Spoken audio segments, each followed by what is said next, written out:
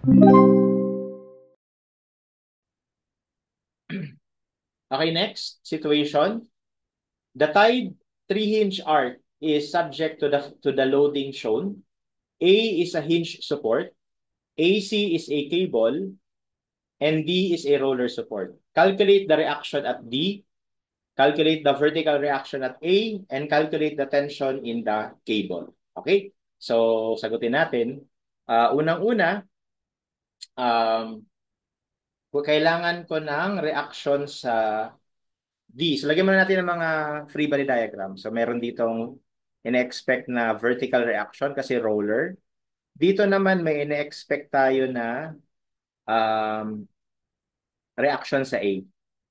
Alright. So, dito actually meron din dapat na horizontal reaction, no? Pero yung horizontal reaction natin dito sa A will be zero. Simply because wala namang external force acting horizontally. Okay? Kapag nag-summation of forces horizontal ka dyan, that will just be zero. Okay? So, now, to calculate the reaction at D, so basically, considering the whole structure,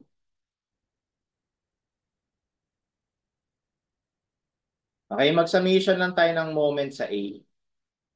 So, pag nag-moment tayo sa A, given naman lahat eh. So, 15 times 2 plus 10 times, itong distance na to, 2 plus 2, 4 plus 0.5, 4.5. Lahat ng yon clockwise. Equate natin sa counterclockwise yung RD. Ang moment arm ay 0.5 plus 2 plus so 5.5. So the reaction at D is equal to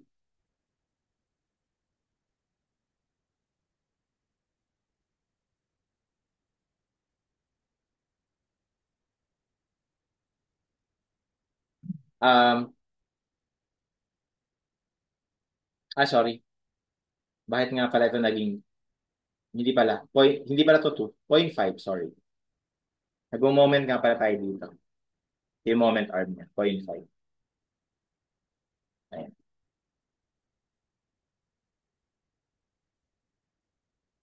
So that is 9.55 or 9.5.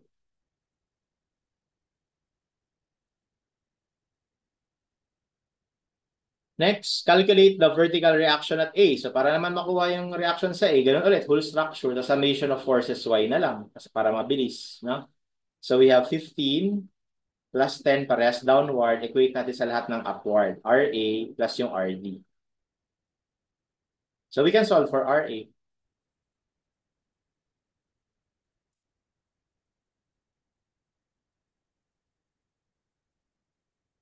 And that gives us 15.5.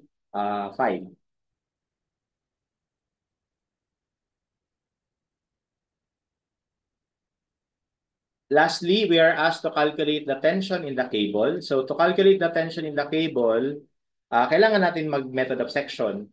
No, kasi hindi naman lilitaw yung tension sa cable kung hindi ka mag-method of section, ano?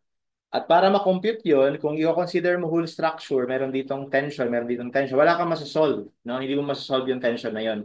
Kaya it's better to uh, cut dito sa internal hinge na 'to, no? Tapos i-consider natin either left or right. So I think it's best to consider the left, no? Kasi kung sa right, wala naman diyang ano eh, ang isa sa problema sa right, wala tayo nitong height na 'to. Okay, so dito na tayo sa left. So if you consider the left side,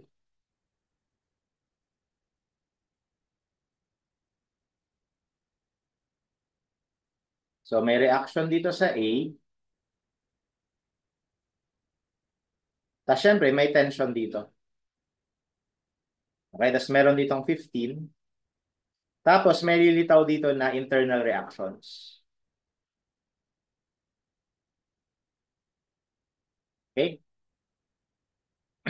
Now, to avoid those internal reaction, what I would do is I will apply moment at B. Kaya kailangan ko itong mga distances na to. This is 2, and this is 2.5. This is also 2. Ayan. Okay? So, if you apply summation of moments sa B equal to 0, we will have 15 times 2 counterclockwise Tapos we have T times 2, also counterclockwise, equals 15.5 times 2.5 clockwise. So ito counterclockwise, ito naman counterclockwise din, pero ito clockwise. Kaya in-equate ko na lang diretsyo. Okay, and then solving for T, that should give us the answer.